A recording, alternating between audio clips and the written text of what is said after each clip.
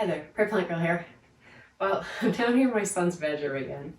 He's away at university and I've taken over his bedroom for growing my plants that want to have some cooler temperatures, namely my petunias. I also have a tray of ranunculus and anemones. Well, I think just ranunculus down at the end there, but I don't think you can see those.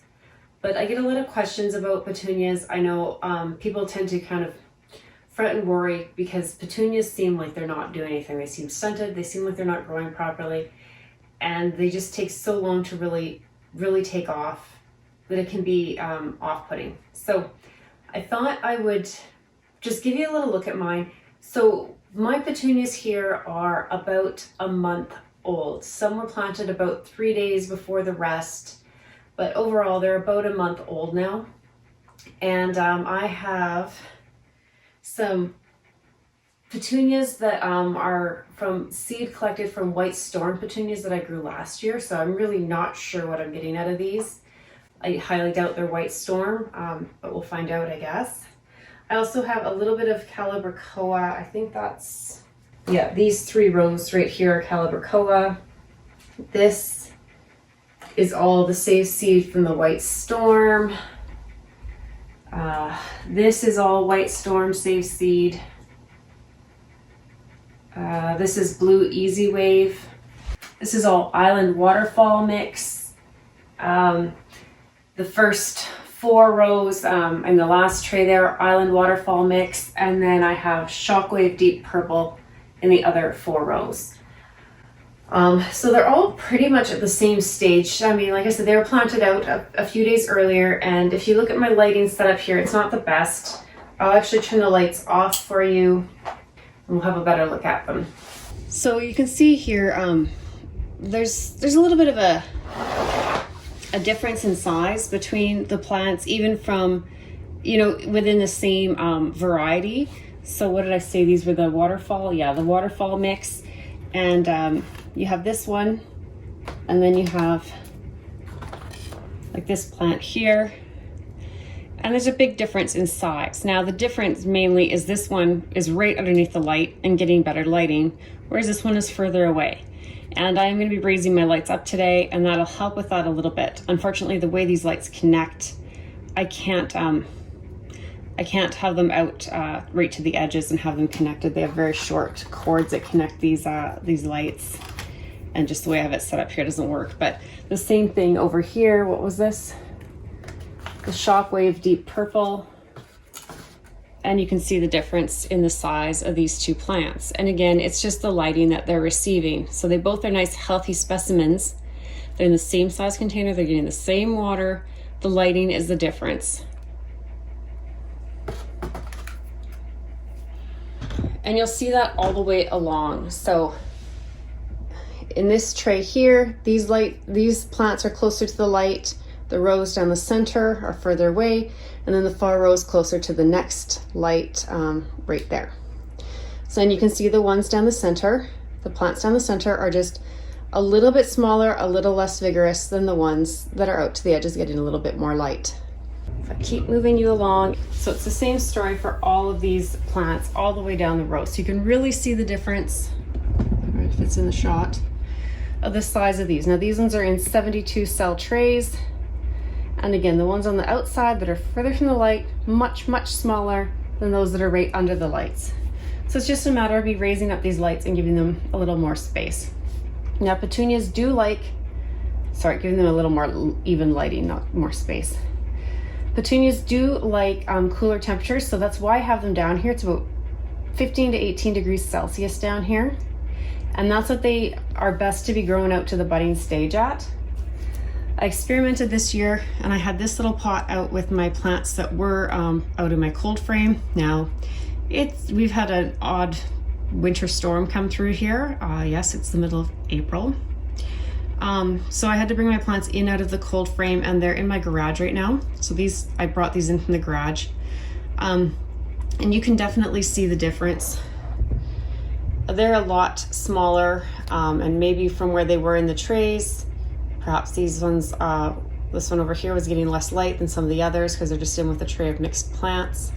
These are from the saved white storm seeds. but there's pretty good difference. So when they're out in the cold frame, they're getting covered a lot with frost cloth.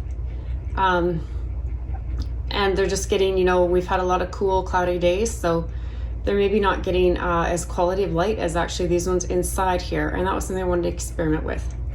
But they've been out, they were getting, we were getting nice daytime highs and nice warm weather out there until the storm came. But they were getting like, I think -8 several nights in a row, and I was covering them with frost cloth on those nights. Under the frost cloth, my thermometer was saying it was -2. I think the coldest it got was maybe -4 one night.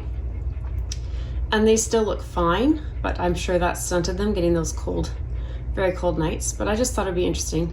So these will go back in the garage and they'll be back outside probably a week sooner than the rest, maybe not, just depending on how life goes and the weather is. But I'm going to be hoping to get the rest of these out and hardening off in the cold frame very, very soon. So I'm going to try and raise these lights up. Sometimes they can be a bit of a pain on these stands. Get some better light distribution here for these plants.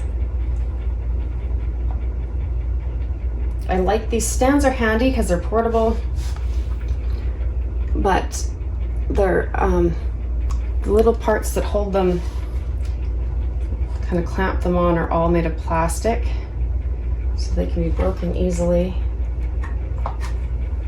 And they can come unclipped from the lights, and then they fall into plants, which is a problem. So they're handy when they're working, but like so many things, if they stop doing exactly, working just exactly like that, they're not working exactly how you want them, they can do some damage.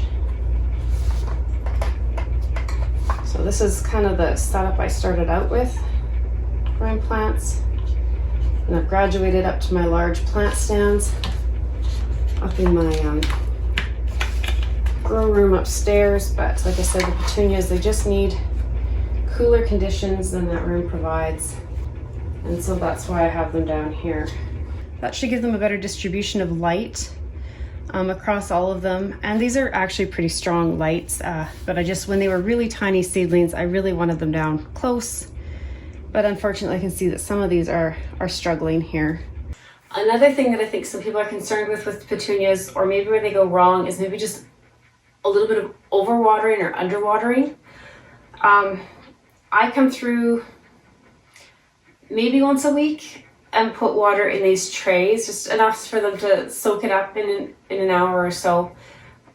But they don't need a lot because they're in a cooler space down here.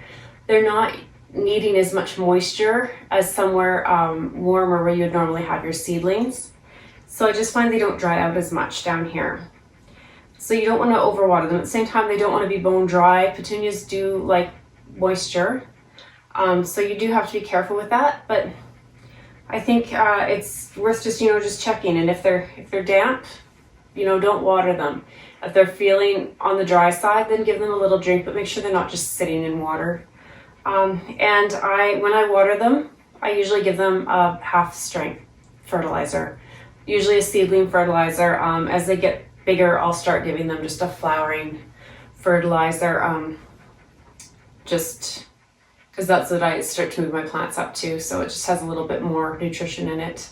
And that's a water soluble fertilizer. It just has more minerals and things in it than the seedling fertilizer does.